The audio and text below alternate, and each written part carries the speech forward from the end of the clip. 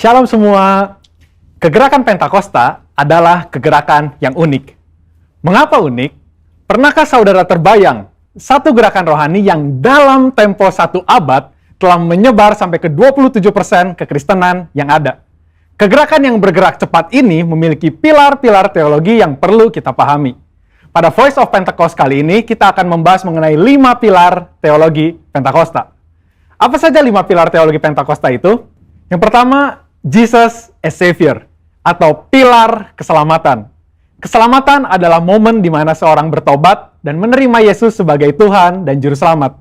Pengakuan iman GBI berkata, semua manusia berdosa dan kehilangan kemuliaan Allah, sehingga harus bertobat dan berpaling kepada Allah untuk menerima pengampunan dosa. Pertobatan mencakup peristiwa di mana seorang mendengar kabar Injil tentang karya Kristus, meresponi Injil dengan iman dan pertobatan, dan mengalami perjumpaan secara pribadi dengan Yesus. Hal ini yang terjadi ketika Petrus berkhotbah dalam Kisah Para Rasul 2 ayat 16-35. Di ayat 37 disebutkan bahwa orang-orang yang mendengar sangat terharu dan memberikan respon yaitu bertobat dan menerima Yesus sebagai Tuhan dan Juru Selamat. Bukankah hampir sebagian besar khotbah-khotbah dari Pentakosta menekankan akan pertobatan dan kepercayaan kepada Yesus sebagai Juru Selamat pribadi? Yang kedua, Jesus as Sanctifier, atau pilar pengudusan. Ketika seorang diselamatkan, dia memasuki proses yang bernama pengudusan. Pengakuan iman GBI berkata, penyucian hidup adalah buah kelahiran baru karena percaya dalam darah Yesus, dikerjakan oleh kuasa firman Allah dan Roh Kudus. Karena itu, kesucian itu azas dan prinsip hidup umat Kristen. Insan Pentakosta percaya bahwa anugerah keselamatan harus diresponi dengan benar dalam takut akan Allah. Filipi 2 ayat 12-13 berkata, kerjakan keselamatanmu dengan takut dan gentar. Karena Allah lah yang mengerjakan di dalam kamu, baik kemauan maupun pekerjaan menurut kerelaannya. Di sini terlihat tanggung jawab orang percaya untuk mengerjakan keselamatannya, atau menguduskan kehidupannya dalam takut akan Allah. Proses pengudusan ini akan kita jalani selama kita hidup dengan tujuan agar kita menjadi segambar dan serupa dengan Kristus. Pengudusan pun berbicara kita meninggalkan kehidupan lama kita, ataupun kebiasaan lama kita yang tergolong dosa, dan menjadi pribadi yang baru di dalam Kristus. Tidak lagi hidup di dalam dosa. Yang ketiga, Jesus as Spirit Baptizer, atau pilar baptisan Roh Kudus. Ini adalah bagian penting dan merupakan pilar sentral yang mengikat keseluruhan 5 pilar yang ada. Baptisan Roh Kudus yang dimaksud adalah baptisan yang dialami setelah seorang lahir baru, sebuah pengalaman yang juga bisa disebut sebagai kepenuhan roh, pencurahan roh, dan menerima Roh Kudus. Tanda awal seorang dibaptis oleh Roh Kudus adalah dia berkata-kata dalam bahasa roh sebagaimana yang diilhamkan oleh Roh Kudus. Baptisan Roh Kudus akan menghasilkan dampak secara internal maupun eksternal. Secara internal, yaitu kehidupan penyembahan yang lebih intim dengan Bapa. Karena menurut 1 Korintus 14 ayat 2, disebutkan bahwa orang yang menyembah dalam roh adalah mereka yang berkata-kata secara rahasia kepada Bapa. Pada ayat 4 pun dijelaskan bahwa saat kita berbahasa roh, kita sedang membangun diri kita. Secara eksternal, baptisan roh memberikan kuasa untuk menyelesaikan amanat agung. Seperti yang tercatat di dalam Kisah Para Rasul 1 ayat 8, dapat kita lihat di Alkitab bahwa pelayanan para murid berubah begitu mereka menerima baptisan Roh Kudus. Mereka menyembuhkan orang sakit, membangkitkan orang mati, mengusir setan, dan lain sebagainya.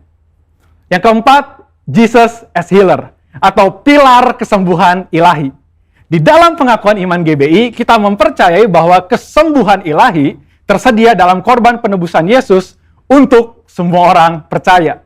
Bagian ini sangat penting, karena kita mempercayai bahwa tanda dan mujizat masih berlaku di zaman ini. Orang yang telah dipenuhi Roh Kudus akan melakukan pelayanan dengan tanda-tanda seperti yang Yesus katakan dalam Markus 16 ayat 18-19. Mereka akan meletakkan tangannya ke atas orang sakit dan orang itu akan sembuh. Dari mana kuasa untuk menyembuhkan itu datang? Dari kepenuhan Roh Kudus yang dijanjikan oleh Bapa kepada setiap orang percaya. Kita percaya bahwa kematian Kristus telah menebus segala dosa-dosa kita, termasuk menanggung segala sakit penyakit kita. Yesaya 53 ayat 4a jelas berkata bahwa tetapi sesungguhnya penyakit kitalah yang ditanggungnya. Yang kelima, Jesus as soon coming King, atau pilar kedatangan Yesus yang kedua dengan segera. Pilar terakhir ini dipandang sebagai motivasi dan semangat untuk menyelesaikan amanat agung, memberitakan Injil dengan kuasa Roh Kudus, serta hidup dalam kekudusan. Kita percaya bahwa Yesus akan datang kali yang kedua untuk menjemput kita dengan segera. Pengakuan iman GBI berkata, Tuhan Yesus Kristus akan turun dari sorga untuk membangkitkan semua umatnya yang telah mati dan mengangkat semua umatnya yang masih hidup, lalu bersama-sama bertemu dengan dia di udara. Kemudian ia akan datang kembali dan bersama orang kudusnya untuk mendirikan kerajaan 1000 tahun di bumi ini. Kita percaya kedatangan Yesus untuk yang kedua kalinya untuk menjemput mempelainya yang masih hidup, atau biasa disebut rapture ini, akan terjadi secara tiba-tiba dan tanpa seorang pun tahu kapan waktunya. Ketidaktahuan kapan Yesus akan datang inilah yang akan mendorong setiap kita untuk dapat mempersiapkan diri sebaik-baiknya dan tetap hidup dalam integritas. Saya percaya pemahaman ini membawa kita semakin semangat di dalam menyelesaikan amanat agung dengan api Pentakosta ketiga. Saudara, untuk penjelasan lebih lengkapnya dari tim teologi kami, jangan lupa buka link yang ada di atas atau scan QR Code yang tersedia. Tuhan Yesus memberkati.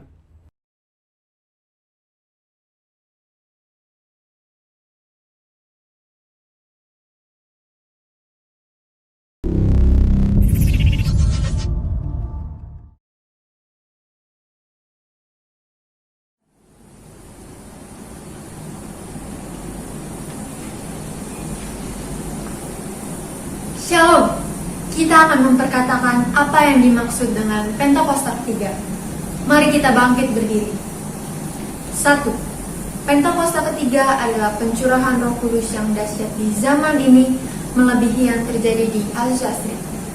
Pentakosta ketiga adalah pencurahan Roh Kudus yang dahsyat di zaman ini melebihi yang terjadi di Azusa Street. 2. Pentakosta ketiga akan mengakibatkan penuaian jiwa yang terbesar dan yang terakhir sebelum Tuhan Yesus datang kembali. Pentakosta ketiga akan mengakibatkan penuaian jiwa yang terbesar dan yang terakhir sebelum Tuhan Yesus datang kembali. 3. Pentakosta ketiga akan membangkitkan generasi Yeremia, yaitu anak-anak muda yang dipenuhi Roh Kudus, cinta mati-matian kepada Tuhan Yesus, tidak kompromi terhadap dosa, dan akan bergerak untuk memenangkan jiwa. Pentakosta ketiga akan membangkitkan generasi Yeremia, yaitu anak-anak muda yang dipenuhi Roh Kudus, cinta mati-matian kepada Tuhan Yesus, tidak kompromi terhadap dosa, dan akan bergerak untuk memenangkan jiwa. 4. Pentakosta ketiga lahir di Indonesia yang bergerak ke bangsa-bangsa. Gerakan ini dari timur ke barat dan akan kembali ke Yerusalem. Pentakosta ketiga lahir di Indonesia yang bergerak ke bangsa-bangsa. Gerakan ini dari timur ke barat dan akan kembali ke Yerusalem. 5. Pentakosta ketiga akan memberikan kuasa untuk menyelesaikan amanat agung, dan setelah itu Tuhan Yesus datang kembali. Pentakosta ketiga akan memberikan kuasa untuk menyelesaikan amanat agung, dan setelah itu Tuhan Yesus datang kembali. Amin.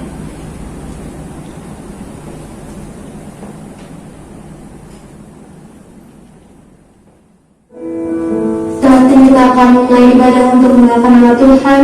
Sebelum ibadah ini mulai, mari kita bersatu dalam doa. Ya Tuhan, terima kasih telah mengucapkan pada pagi hari ini dengan tubuh yang sehat dan sempurna. Pada hari ini kami mau katakan bahwa Engkau adalah Tuhan yang penuh. Kata kami selalu merasakan kedamaian saat kami terus mengandalkan Engkau Tuhan. Dan hari ini juga kami mau bersama-sama memuliakan Engkau. Masuklah hadirat dengan penuh pujian dan penyembahan kami. Dan Tuhan Yesus kembali hanya bagi nama-Nya. Haleluya. Amin.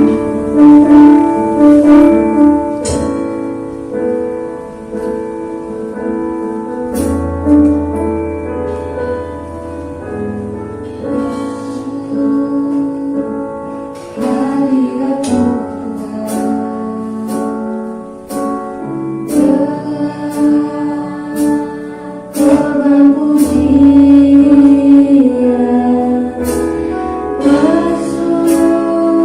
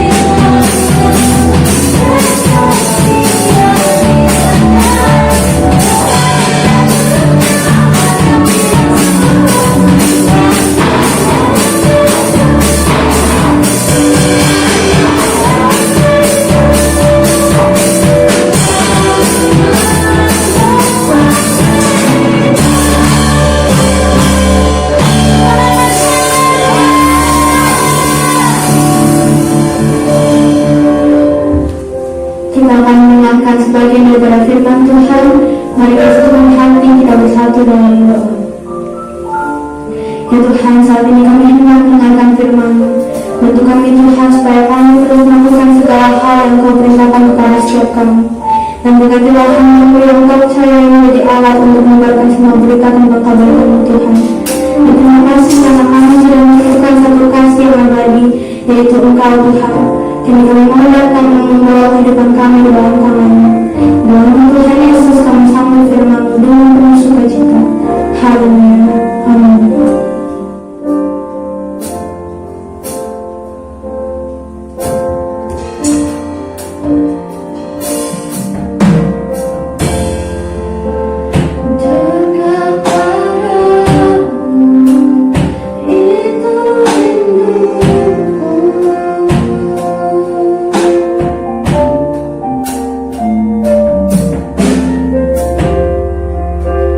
Segala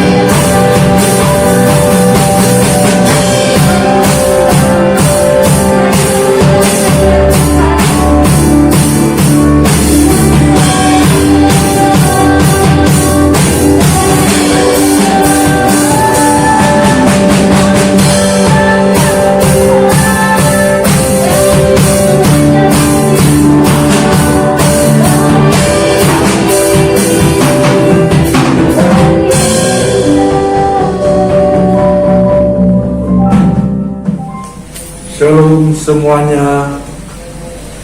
Apa kabarnya? Saya percaya keadaan saudara-saudara dalam keadaan baik, sehat, sempurna, dan diberkati Tuhan berlimpah-limpah. Kita senantiasa mengucap syukur bahwa pemeliharaan Tuhan tetap sempurna sampai hari ini. Saudara yang dikasihi Tuhan Yesus, pagi siang hari ini kita akan mendengar kebenaran firman Tuhan tentang hati orang percaya yang perlu dijaga, saudara. Jadi ada suatu kewajiban sebagai orang percaya untuk menjaga hatinya dari serangan-serangan si jahat atau iblis yang senantiasa ingin mengganggu dan melukai hati orang-orang percaya. Tapi sebelum firman Tuhan disampaikan, mari saudara-saudara yang dikasihi Tuhan Yesus, kita bersatu dalam doa. Bapa di dalam surga, terima kasih Tuhan buat waktu dan kesempatan yang Kau berikan Tuhan Yesus untuk kami boleh beribadah secara online Tuhan. Kami percaya berkat-berkat-Mu tetap sama Tuhan. Tuhan, terima kasih, urapi kami semua sehingga apa yang kami baca, apa yang kami dengar, apa yang kami lihat, yaitu semua dari kebenaran firman-Mu, membangun iman kami untuk kami lebih bertumbuh dan percaya senantiasa kepada Engkau. Terima kasih Tuhan Yesus. Berkati kami semua, berkati khusus hamba-Mu, pakai mulut, lidah, bibir hamba-Mu untuk menyampaikan kebenaran firman-Mu. Semua penghormatan, keagungan hamba-Mu kembalikan kepada Engkau Tuhan. Terima kasih dalam nama Tuhan Yesus Kristus. Semua yang percaya diberkati Tuhan, mari sama-sama katakan amin. Ya saudara yang dikasihi Tuhan Yesus, puji Tuhan saudara. Tuhan ingatkan kembali kita untuk selalu menjaga hati. Kita baca di dalam Amsal pasal yang keempat ayat yang ke-23. Jadi jangan hati ini dibiarkan terbuka sehingga kuasa-kuasa jahat atau iblis dengan mudah melukai, mengganggu hati ini, saudara yang dikasihi Tuhan. Kita baca di dalam kebenaran firman Tuhan, yaitu di Amsal pasal yang keempat ayat 23. Demikian firman Tuhan, jagalah hatimu dengan segala kewaspadaan, karena dari situlah terpancar kehidupan. Firman Tuhan mengingatkan kepada kita semua, khususnya orang-orang percaya, untuk senantiasa menjaga hati. Supaya apa? Hati ini tetap bersih, hati ini tetap suci, hati ini tetap tulus. Saudara yang dikasihi Tuhan Yesus, Alkitab mengajarkan kepada kita, pusat kehidupan orang percaya itu terletak di dalam hatinya, saudara. Wow, luar biasa. Sesungguhnya kehidupan yang kita jalani, yang kita lalui di dalam setiap hari demi hari, merupakan pancaran dari hati kita sendiri, saudara. Contoh, kalau hatinya ada kepahitan, maka kehidupan yang dipancarkan selalu kepahitan. Saudara yang dikasihi Tuhan Yesus, jadi hati yang ada kepahitan, maka kehidupan yang dipancarkan selalu kepahitan, saudara yang dikasihi Tuhan. Karena di hatinya selalu tersimpan kepahitan, saudara. Karena hatinya tidak dijaga. Kalau hatinya ada kekecewaan, maka kehidupan yang dipancarkan selalu kekecewaan. Juga melalui hati merupakan tempat di mana Tuhan mau mengalirkan kebaikan dan kasih-Nya untuk orang yang dikasihi, saudara. Saudara yang dikasihi Tuhan Yesus, kita baca di dalam kebenaran firman Tuhan, Yohanes pasal yang ke-7 ayat yang ke-38. Demikian firman Tuhan, saudara. Perhatikan dengan baik, saudara. Barang siapa percaya kepadaku, Barang siapa percaya kepada Tuhan Yesus, seperti yang dikatakan oleh kitab suci, dari dalam hatinya akan mengalir aliran-aliran air hidup. Saudara, wow. Puji Tuhan, beri tepuk tangan buat Tuhan Yesus Kristus. Saudara yang dikasih Tuhan Yesus, siapa air hidup? Air hidup adalah Tuhan Yesus, saudara yang dikasih Tuhan Yesus. Dan yang lebih dahsyat lagi, Tuhan yang saudara dan saya sembah, Tuhan yang baik, yang memilih dan memanggil saudara dan saya dengan tidak melihat fisik dan lahiriah saja. 1 Samuel pasal yang ke-16 ayat yang ke-7. Bukan yang dilihat manusia, yang dilihat Allah. Manusia melihat apa yang di depan mata, tetapi Tuhan melihat hati. Wow, luar biasa. Berarti hati itu penting untuk dijaga, saudara yang dikasih Tuhan Yesus. Jangan biarkan iblis menaruh kekecewaan, menaruh kepahitan di dalam hati. Biarlah hati yang Tuhan berikan tempat mengalirkan kebaikan dan kasih-Nya, sehingga hati ini memancarkan damai sejahtera, sukacita yang daripada Tuhan Yesus. Tetapi kalau hatinya bengkok, apakah bisa terjadi mukjizat? Saudara yang dikasih Tuhan, banyak orang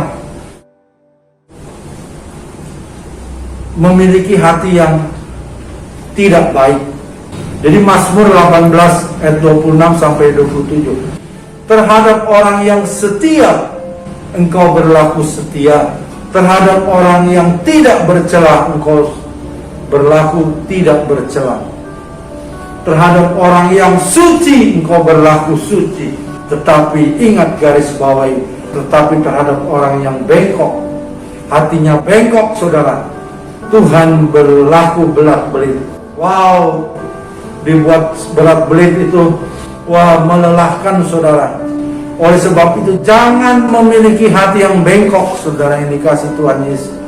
Suasana mukjizat bisa terjadi dan kita semua dapat mengalaminya. Yang harus dilakukan adalah kata jagalah. Jadi firman Tuhan mengingatkan untuk kita semua, jagalah hatimu, jagalah hati saudara dari segala kewaspadaan, saudara. Jadi jelas di Amsal pasal yang keempat ayat 23, jagalah hatimu dengan segala kewaspadaan, karena dari situlah, dari hatilah terpancar kehidupan. Wow, luar biasa. Saudara dikasih Tuhan Yesus, karena hati ini akan menjadi sumber yang baik dalam kehidupan orang percaya, saudara.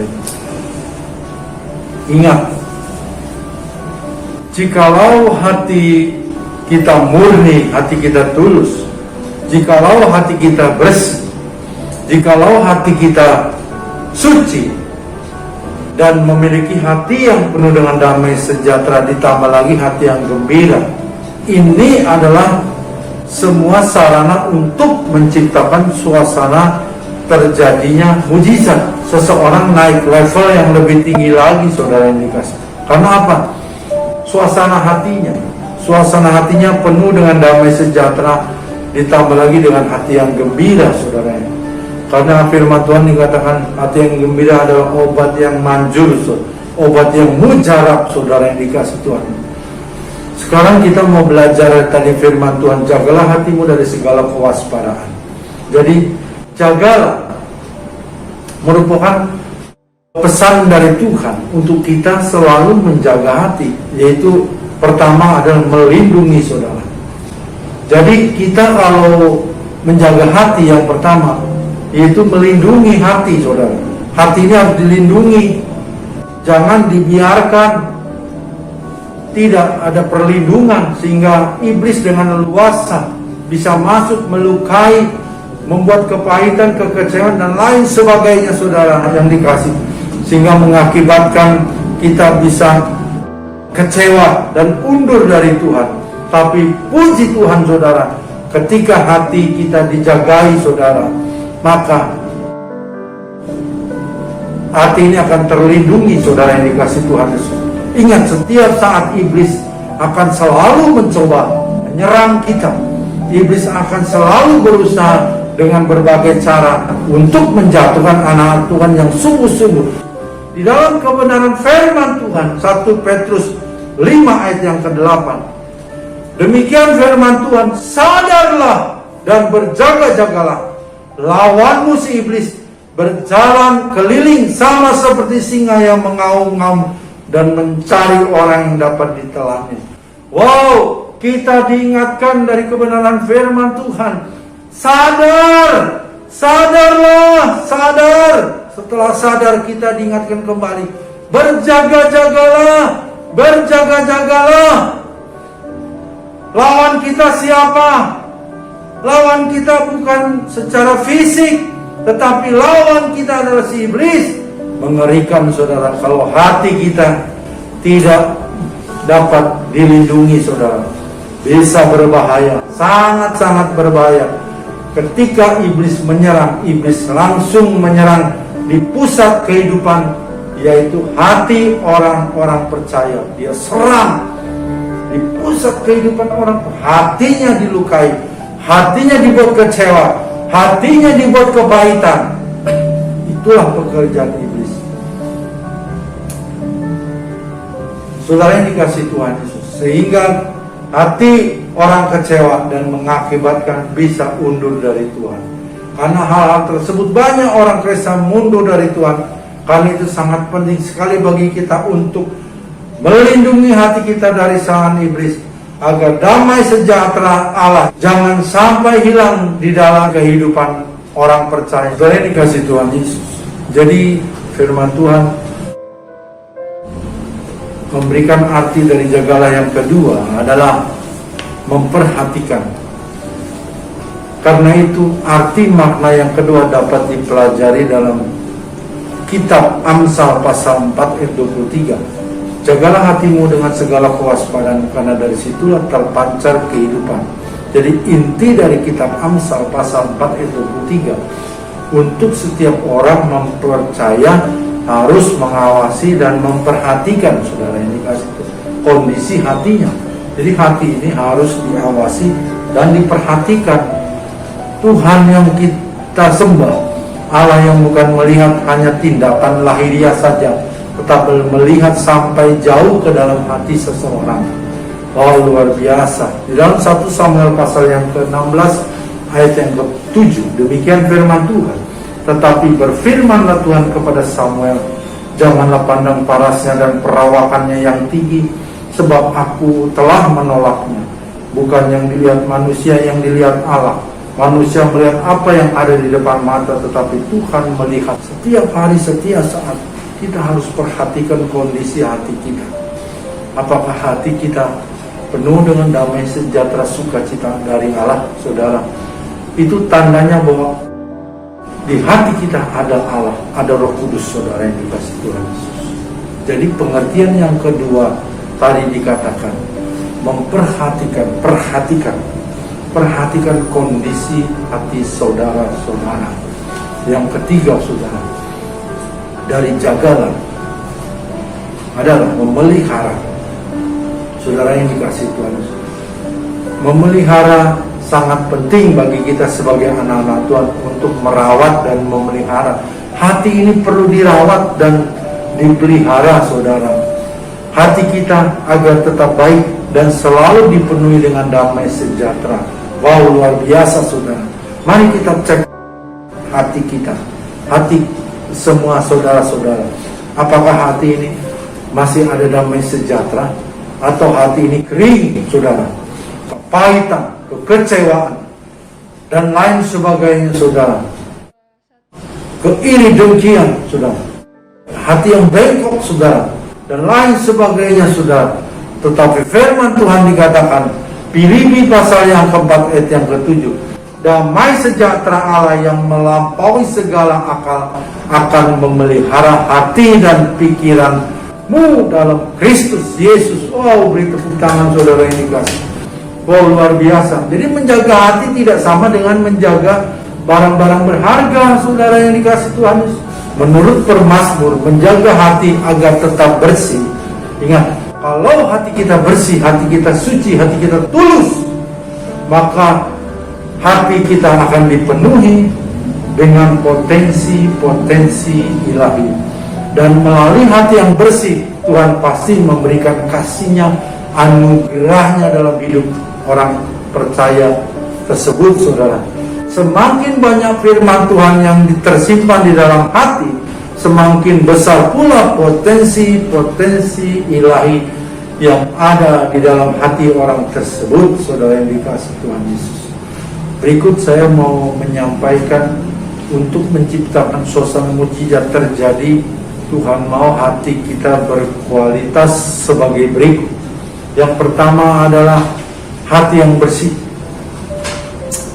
hati yang tidak dikotori oleh kebencian, kepahitan, dan keangkuhan hidup, sombong, merasa diri paling hebat, saudara. Itu yang menghalangi terjadinya mujizat, saudara. Mazmur pasal yang ke-51 ayat yang keempat. Demikian firman Tuhan, bersihkanlah aku seluruh dari kesalahanku dan tahirkan aku dari dosaku.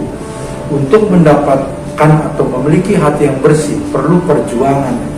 Untuk mendapatkan dan menjaga hati ini tetap bersih, saudara yang dikasihi Tuhan. Jadi banyak ujian, proses, dan godaan yang akan membuat hati kita ini jadi kotor.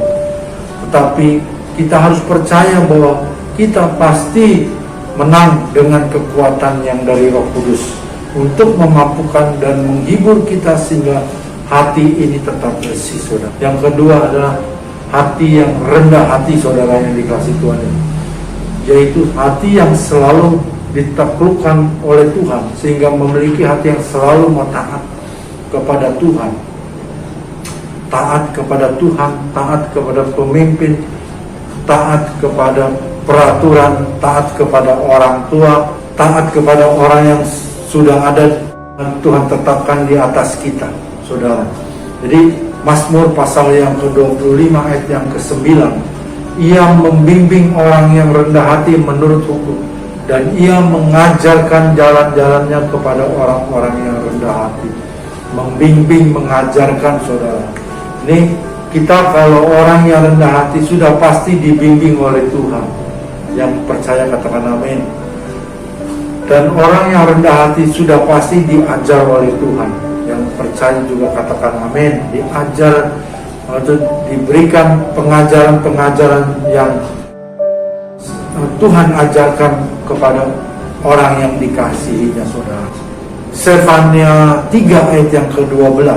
Di antaramu akan kubiarkan hidup satu umat yang rendah hati dan lemah. Mereka akan mencari perlindungan pada nama Tuhan. Jadi lemah di sini tidak secara fisik, dia selalu mengandalkan Tuhan. Dia selalu berkata apa yang dia dapat ini bukan karena kekuatan dia, melainkan karena Tuhan. Karena Tuhan yang memberikan anugerah sehingga dia boleh mendapatkannya semuanya. Saudara yang dikasihi Tuhan, ini adalah ciri orang yang rendah hati, orang yang tidak sombong, orang yang tidak memakai kekuatannya sendiri, tetapi dia selalu berkata, ini semua karena Tuhan, ini semua dari Tuhan. Saudara yang dikasihi Tuhan, Tuhan selalu mengajarkan kita di dalam firman-Nya bahwa mereka yang memiliki kerendahan hati pasti diangkat oleh Tuhan. Berbagai hal dan seluruh aspek kehidupannya akan mendapatkan multiplikasi dan promosi karena perkenanan Tuhan. Amin. Orang yang rendah hati adalah orang yang dikasihani oleh Tuhan, saudara. Berarti kalau Tuhan mengasihani, sudah pasti apa yang Tuhan punya pasti diberikan kepada orang yang rendah hati, saudara. Tadi dikatakan hati yang bersih, hati yang rendah hati. Yang ketiga adalah hati yang tulus, hati yang murni. Nah, ini luar biasa. Sudahkah kita memiliki hati yang tulus? Sudahkah kita memiliki hati yang murni? Hati yang melakukan segala sesuatu dengan tujuan yang tulus dan murni. Wow, luar biasa. Sudahkah kita melakukan pekerjaan Tuhan, buat Tuhan dengan hati yang tulus, dengan hati yang murni, saudara? Mazmur 73 ayat yang ke-1. Sesungguhnya Allah itu baik bagi mereka yang tulus hatinya, bagi mereka yang bersih hatinya. Wow, luar biasa, saudara.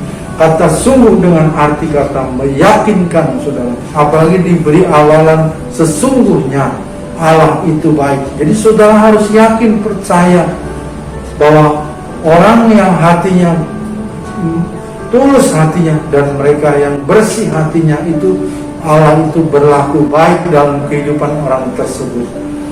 Saudara yang dikasih Tuhan, jadi kalau hati kita tulus melakukan segala sesuatu pasti tanpa embel-embel, atau dengan kata lain tanpa motivasi, tanpa mencari keuntungan pribadi, sehingga apa yang kita lakukan seperti untuk Tuhan, wow, dampak impact dalam kehidupan orang tersebut.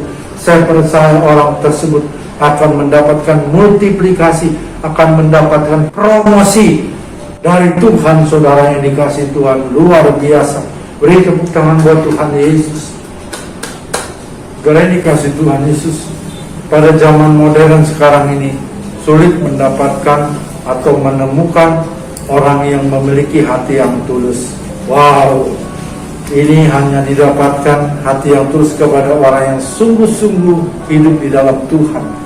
Tetapi kita semua umat Tuhan yang sudah dipilih, marilah kita menjadi jawaban bagi sekitar dan lingkungan kita, bahwa kita adalah orang-orang yang tulus, hati yang bersih, saudaranya, hati yang rendah hati, saudara yang dikasih Tuhan, dengan menyatakan Kristus melalui hati kita yang tulus dalam hal mengasihi Tuhan dan melakukan semuanya dengan hati yang tulus dan ikhlas, hati yang telah melewati berbagai macam proses kehidupan. Oleh karena proses tersebut di atas, maka timbullah hati yang bersih, murni, hati yang murni, hati yang memiliki kerendahan hati, hati yang tulus, hati yang ikhlas, saudara yang dikasih Tuhan Yesus.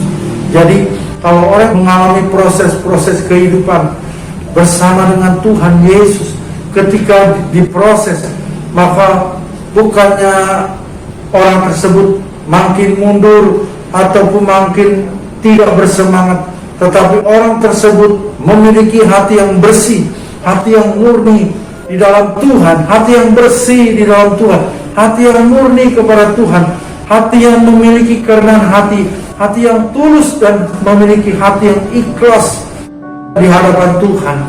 Proses tersebut telah lulus, maka tanpa kita sadari hati kita sudah diperbesar. Wow, sehingga kemuliaan Tuhan dan potensi Allah semakin besar pula di dalam hati dan kehidupan orang percaya. Saudara yang dikasih Tuhan Yesus, jadi orang yang berkenan kepada Allah sudah pasti hatinya dipenuhi dengan damai sejahtera. Saudara, damai sejahtera itu siapa sih? Oh saudara, kalau saudara mengerti, saudara akan menjaga hati ini untuk dipenuhi dengan damai sejahtera. Saudara, saudara tidak akan biarkan masalah, kecewaan, kepahitan itu ada dalam hati, karena hati ini dikuasai, dipenuhi oleh dengan damai sejahtera. Dan kita harus tahu siapa itu damai sejahtera. Roma pasal yang ke-15 ayat yang ke-33, demikian firman Tuhan. Allah sumber damai sejahtera. Wow, yang setuju dan percaya katakan amin. Saudara yang dikasih Tuhan, sudah pasti orang tersebut hidupnya berkenan kepada Allah. Karena apa? Karena Allah berkenan tinggal di dalam hati orang percaya. Oleh sebab itu sudah pasti orang itu berkenan kepada Allah, dan orang itu hatinya dipenuhi dengan damai sejahtera. Saudara yang dikasih Tuhan Yesus, saudara yang dikasih Tuhan Yesus. Jadi hari ini saudara dapat bonus double portion, saudara, atau double protection, mendapat 2 perlindungan. Elia aja mendapatkan 2 bagian dari rohnya Elia, tetapi kita pun bisa mendapatkannya. Itu di Yesaya pasal yang ke-26 ayat yang ke-3. Demikian firman Tuhan, yang hatinya teguh kau jagai dengan damai sejahtera. Wow, kaunya huruf besar saudara, sebab kepada mula ia percaya. Damai sejahtera artinya Allah di dalam Roma pasal 15 yang ayat ke-33. Ini yang dinamakan double protection, saudara. 2 perlindungan yang Tuhan berikan di dalam Yesaya pasal yang ke-26 ayat yang ke-3. Sungguh luar biasa. Tuhan Yesus baik. Kalau kita menjaga hati kita ini, Supaya apa? Supaya damai sejahtera tetap ada dalam hati kita semua. Damai sejahtera ada di dalam hati setiap orang percaya. Damai sejahtera ada di dalam hati orang yang hidup berkenan kepadanya. Terima kasih Tuhan Yesus. Firman Tuhan sudah disampaikan. Saudara-saudara diberkati. Saudara jadi hari ini tidak main-main dengan hatimu. Karena hati ini harus damai sejahtera yang memenuhi. Berarti Allah yang memenuhi hati saudara dan saya. Terima kasih Tuhan. Bapa di dalam surga, hamba-Mu telah menyampaikan kebenaran firman-Mu. Biar firman-Mu mengajarkan kami untuk menjaga hati. Supaya hati kami semua dipenuhi dengan damai sejahtera. Sesuai dengan kebenaran firman-Mu di dalam Roma pasal yang ke-15 ayat yang ke-33, yaitu Allah sumber damai sejahtera. Damai sejahtera itu adalah Engkau sendiri Allah, Engkau sendiri Tuhan Yesus, Engkau sendiri Roh Kudus. Terima kasih Tuhan buat kebenaran firman-Mu. Kami percaya hati kami setelah mendengarkan firman ini dipenuhi dengan damai sejahtera. Terima kasih. Dalam nama Yesus Kristus, semua yang percaya diberkati Tuhan. Mari sama katakan amin. Jemaat, mari kita bangkit berdiri. Kita akan memperkatakan visi rayon satu hal. Menjadi keluarga kerajaan Allah yang memenangkan jiwa-jiwa dan berdampak bagi dunia.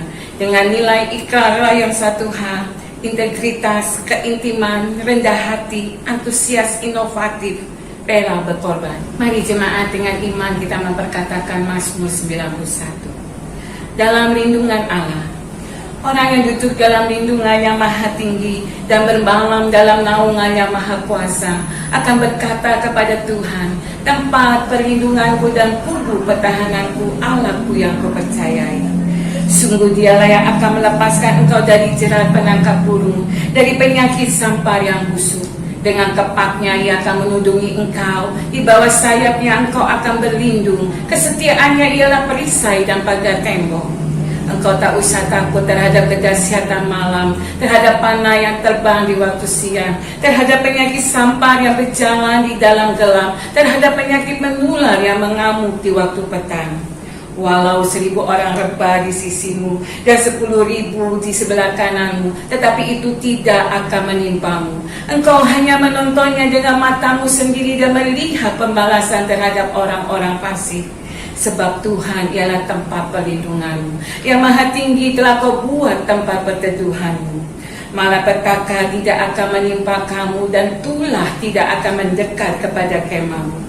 Sebab malaikat-malaikatnya akan diperintahkannya kepadamu untuk menjaga engkau di segala jalanmu. Mereka akan menatang engkau di atas tangannya supaya kakimu jangan terantuk kepada batu. Singa dan ular tedung akan kau langkahi.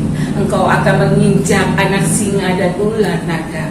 Sungguh hatinya melekat kepadaku, maka aku akan meluputkannya. Aku akan membentenginya sebab ia mengenal namaku.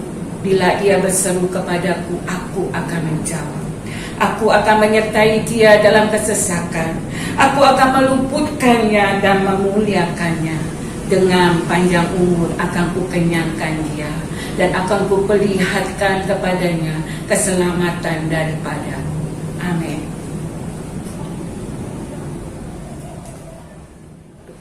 Berkat damai sejahtera sukacita yang berlimpah-limpah dari Allah Bapa melalui anaknya yang tunggal, Tuhan Yesus Kristus, persekutuan yang manis dan selalu indah bersama Roh Kudus menyertai kita semua hari ini sampai Maranatha. Tuhan Yesus datang menjemput kita semua di awan-awan yang permai, bahkan kekal selama-lamanya. Semua yang percaya diberkati Tuhan berlimpah-limpah. Mari sama-sama katakan amin. Tuhan Yesus memberkati kita semua berlimpah-limpah.